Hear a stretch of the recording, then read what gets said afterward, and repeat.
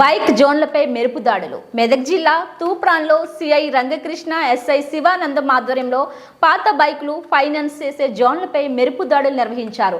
బైకులు అమ్మే దుకాణాలు 10 వరకు ఉన్నాయని, వాటిలో సరైన అనుమతి పత్రాలు లేని 400 బైకులు గుర్తించామని తెలిపారు. వినియోగదారులు ఎవరూ సరైన ధ్రువపత్రాలు లేని వాహనాలను కొనుగోలు చేయవద్దని, అట్టి అమ్మకాలపై చర్యలు తీసుకుంటామని మీడియాతో తెలిపారు.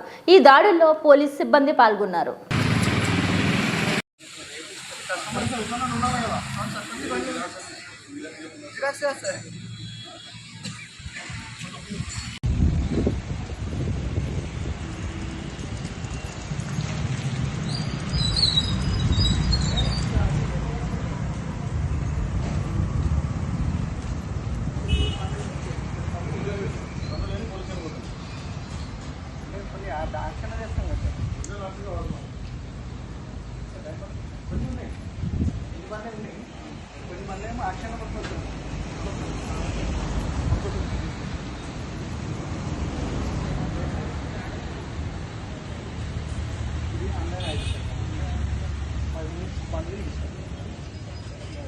మేమేం కొనుక్కొచ్చినావో నాకు బిల్లు తీసి 10 నెంబరు యాక్షన్లో ఉన్నాం, ఎంత కొన్నావు నాకు తెలుసు.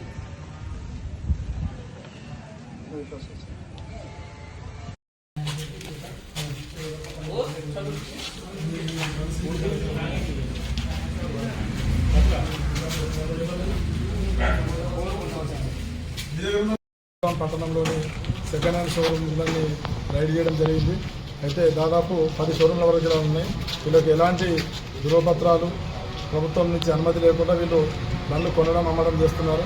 దీనివల్ల సామాన్య ప్రజలు నష్టపోతున్నారు. ఎందుకంటే వాళ్ళు ఫైనాన్స్, వాళ్ళకి పరిస్థితి బాగాలేక వాళ్ళు ఫైనాన్స్ కట్టలేకపోతే ఆ బండ్లు తీసుకొచ్చి సీజ్ చేసి వాళ్ళ నుంచి ఆ ఫైనాన్స్ క్లియర్ చేయకముందుకే, ఎన్ఓసి రాకముందుకే వీళ్ళు ఏం చేస్తున్నారు, మళ్ళీ వేరే వాళ్ళకి అమ్మేస్తున్నారు. పాపం వాళ్ళకి తెలియక ఒక తక్కువ దొరుకుతుందని చెప్పేసి బండ్లు కొనుక్కొని పోతున్నారు. అక్కడక్కడ రోడ్డు ప్రమాదాలకు గురవుతున్నారు.